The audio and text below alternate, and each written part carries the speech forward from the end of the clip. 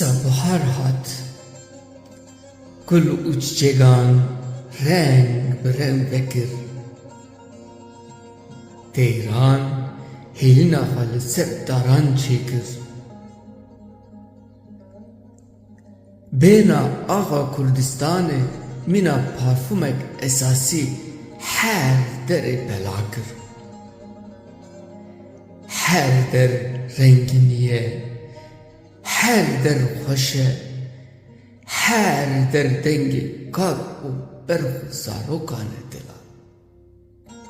Kar û berx û zarokan.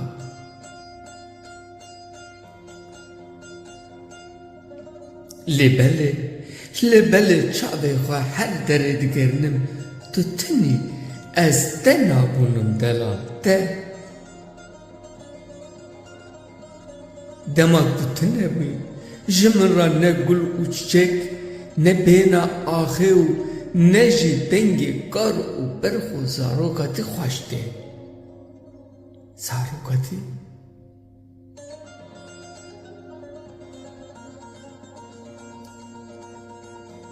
Ji min re bihuşmîna cehennem e, jiyan wekî zindanê destên neyaran e.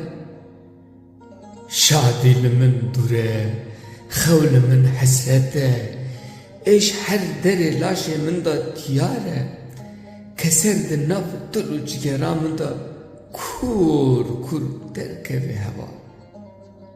Kur kur derkeve der.